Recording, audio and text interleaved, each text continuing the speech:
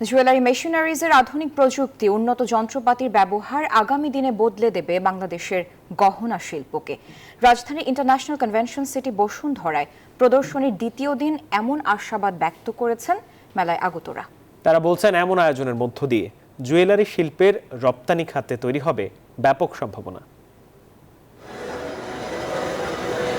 শুক্রবার আইসিসিবিতে জমজমাট ছিল আন্তর্জাতিক জুয়েলারি মেশিনারিজ প্রদর্শনীতে অংশগ্রহণকারীরা দেখছিলেন সনাতন পদ্ধতি ব্যবহারে গহনা তৈরিতে স্বর্ণের অপচয় প্রযুক্তির ব্যবহারে কিভাবে কমিয়ে আনা সম্ভব।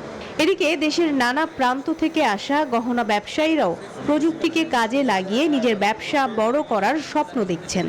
মানে আমাদের তো একটা গোল্ড ল্যাবস আছে, ঠিক আছে, এইগুলা দেখার জন্য মনে করেন আমরা আরো নতুন কিছু দেখতেছি যে আরো কোনো সংযোগ করা যায় কিনা আর কি। এই স্টলগুলিতে কাটিং মেশিন, গালা মেশিনগুলি এটি আসলে পছন্দনীয়। আমাদের দেশের ব্যবসা আছে নেতৃত্ব নিজের, তো এখানে দেখি কিছু অর্ডার করা যায় কিনা।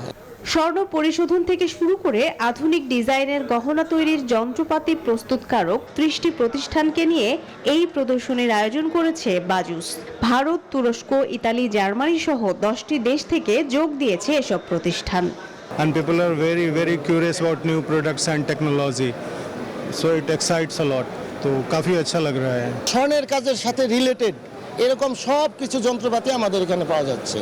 খাত সংশ্লিষ্টরা মনে করছেন দেশের চাহিদা মিটিয়ে আগামীতে বাংলাদেশের তৈরি সোনা রপ্তানি হবে বিশ্ববাজারে।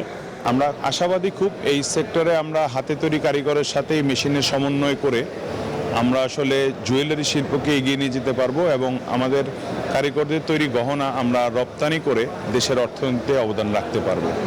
If the resources are available in the country and if they are getting paid what they deserve for, I think this industry has a huge future. ভারতীয় প্রতিষ্ঠান KNS সার্ভিসেস এর সহযোগিতায় আয়োজিত এই প্রদর্শনী শেষ হবে শনিবার।